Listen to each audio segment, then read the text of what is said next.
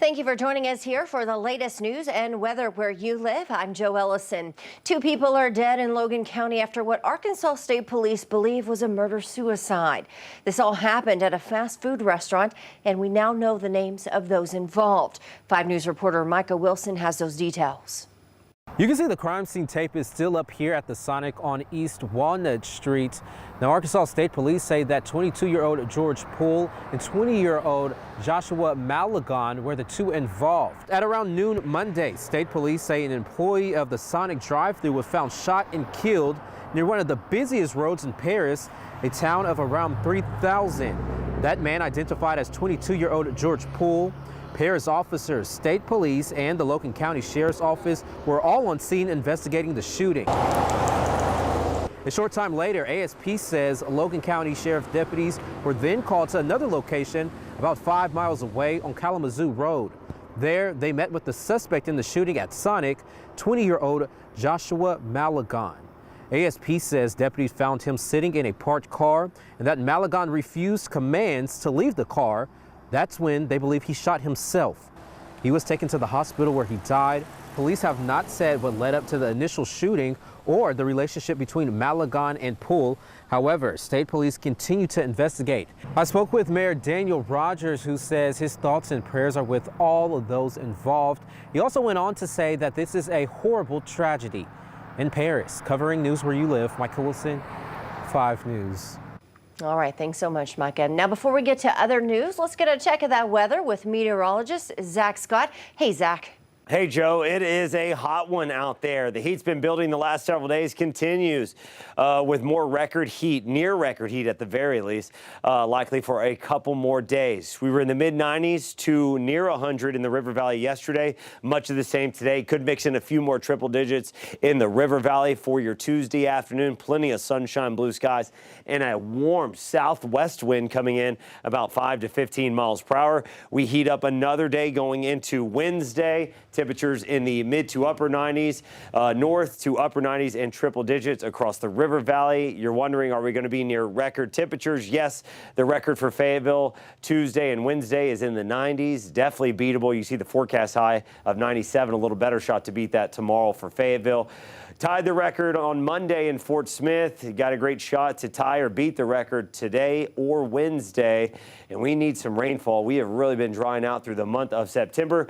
Could see a stray shower in northwest Arkansas. Better chances in Missouri on Thursday. And then everyone, the River Valley included, gets a chance for some scattered showers with another fall front coming in on Sunday. Joe?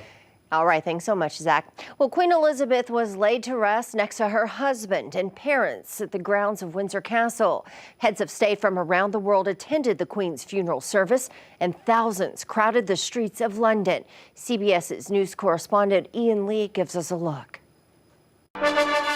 Generations of Queen Elizabeth's descendants were front and center during her emotional state funeral inside Westminster Abbey yesterday. Among them, the future of the monarchy, King Charles III, his son Prince William, heir to the throne, and 9-year-old Prince George, who is second in line. A handwritten note read, "In loving and devoted memory." It was signed Charles R. for Rex, or King. It is quite surprising to see him weep, but actually I think he's going to be a more emotional king than a lot of us think. The funeral drew heads of state from around the world, including President Biden with the First Lady and Commonwealth Prime Ministers from Canada, Australia, and New Zealand. We recall her lifelong sense of duty and dedication to her people. After the service, the Queen's family watched solemnly as the coffin was loaded into a hearse. Then the pageantry continued, with Queen Elizabeth passing through the heart of the British capital one last time. Thousands lined the streets of London to watch a near 25-mile procession from Westminster Abbey to St. George's Chapel at Windsor Castle for a final service. Soon after, Queen Elizabeth's coffin was lowered into the royal vault before being buried in a chapel alongside her parents, sister, and Prince Philip, her husband of 73 years. A lone piper who woke the Queen every morning played one final time for her as she was laid to rest. Ian Lee, CBS News, London.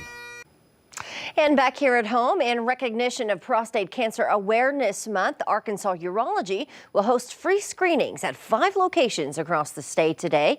According to Arkansas Urology Foundation President Chris Sept, 1 in 9 men will be diagnosed with prostate cancer in their lifetime, and preventative screenings are key to an early diagnosis and effective treatment. My granddad always said when I was growing up that it wasn't if, it was when he was going to be diagnosed with prostate cancer. And it's thanks to preventative screenings like this that he was able to find that he had prostate cancer. Although prostate cancer is one of the most common types of cancer, it is also one of the most curable, but only if it's caught early enough. Screenings will take place at Arkansas Urology in Bentonville today from 4 to 7 p.m. Well, also happening this week, the city of Fayetteville hosting a blood drive on the downtown square. Now, this is set for Wednesday from 9 in the morning until 3 in the afternoon. The community blood centers of the Ozarks will have their blood mobile on hand there. Donors will get a T-shirt and 2 tickets to the Dickerson Park Zoo in Springfield, Missouri, if you can head out there. Now, organizers are recommending appointments for this and that you use the Blood Center's Quick Pass system to answer health questions to help streamline that donation. Well, those are some of the top stories and news where you live. Catch up with us again tomorrow right here for more news and weather. For 5 News, I'm Jo Ellison. Have a great day.